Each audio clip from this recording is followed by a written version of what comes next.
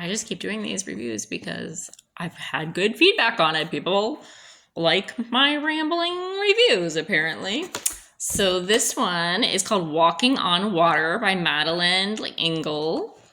And she's written a lot of famous books and, children, adolescent, award-winning books, and they've turned into movies and shows. And one of them's A Wrinkle in Time. So in case you guys are like, oh, her name sounds familiar, that one's probably the most famous one, but this one is a nonfiction piece. It is Reflections on Faith and Art, as you can see on the front, and there's a Christian, old school piece of art on the front. And I think a friend years ago recommended this one to me, a writing friend. Don't quote me on that, but I don't think I would have known about it otherwise. And I am rereading it again. I've read it. I didn't write the book. I read it. So I think I've read it twice, and just now I'm pulled it out of the box as well. And I'm starting to go through and see parts that I underlined and parts of it that spoke to me, but I'll read you part of the back here so you can get an idea. Especially for anyone doing writing, acting, any kind of artistry, creative, you're just healing your inner child, you're finding your creative self. I just highly recommend this book. It says, when I'm constantly running down there's no time for being. When there's no time for being, there's no time for listening.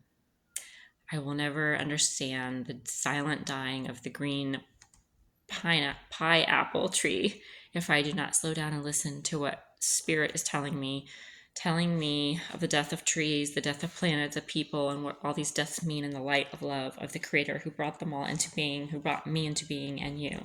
As I listen to the silence, I learn that my feelings about art, my feelings about the Creator of the universe are inseparable. To try to talk about art and about Christianity, for me, is one and the same thing, and it means attempting to share the meaning of my life, what gives it, for me, its tragedy and its glory. It's what makes me respond to the death of an apple tree, the birth of a puppy, northern lights shaking the sky by writing stories.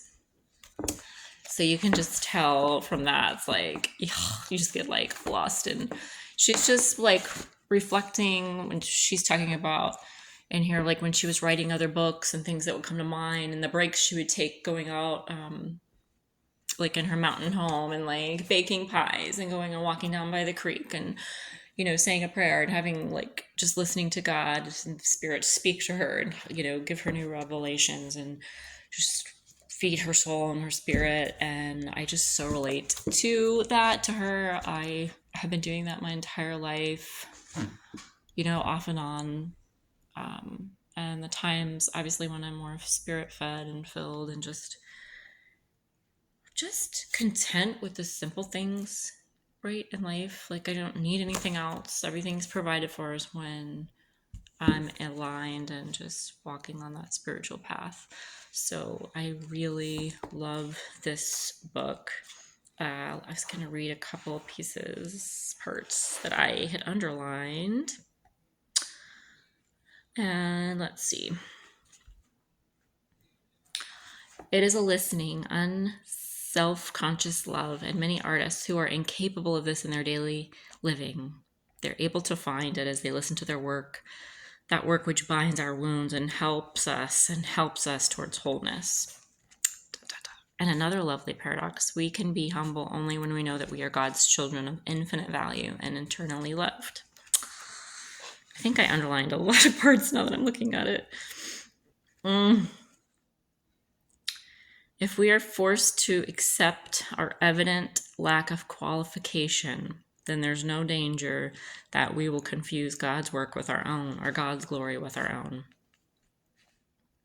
The unending paradox is that we do learn through pain, right? And without pain, there's no pleasure. It's one of the less popular polarities, I think, because everybody wants pleasure, but nobody wants the pain. But you have to have both for them to both exist, right? Here's another one from page 67. We have to be braver than we think we can be because God is constantly calling us to be more than we are, to see through plastic sham to living, breathing reality, and to break our own defenses of self protection in order to be free to receive and give love. She writes a lot about being a writer because that's what she is, but it speaks to all artists. You know, it says, whether a story is to be marketed for grown-ups or for children, the writer writes for himself out of his own need. Otherwise, the story will lack reality. And that's something I learned different times I'm writing in my life. It's like they say you're supposed to write the truth and your truth, and that's it. And that's all you have to know, and you just keep doing that.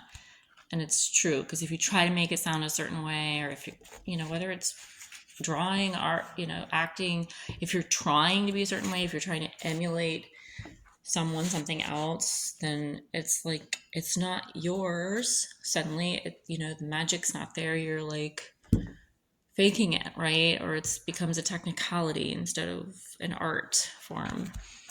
So I'm like trying to see if there's another piece I want to read. Oh man, I did underline a lot. Here's another one. The creative artist is one who carries within him the wound of transcendence. Even when the artist bears the spirit, parentheses, the St. Matthew Passion, Michelangelo's Pietà, The Tempest, for example, he does not fully understand, and that is all right. The work understands. God understands. And God understands that part of us, which is more than we think we are. It is difficult for most of us to recognize, accept, and affirm those large areas of ourselves which are not compatible with the image of ourselves we would like to project, or which the world has taught us we ought to project. Jesus was very clear about these projections, referring to those who projected them as whited sepulchres. Oh my gosh, that's like the one word I think I'm saying wrong. Clean and white without, and full of dead bones and decay within. Okay. I could just keep going on and on. I'm like looking, I don't know what I'm looking for, but I'll just end on this one. Page 189. But in becoming man for us, Christ made himself totally vulnerable for us in Jesus of Nazareth. And it is not possible to be a Christian while refusing to be vulnerable. Boom. Mic drop.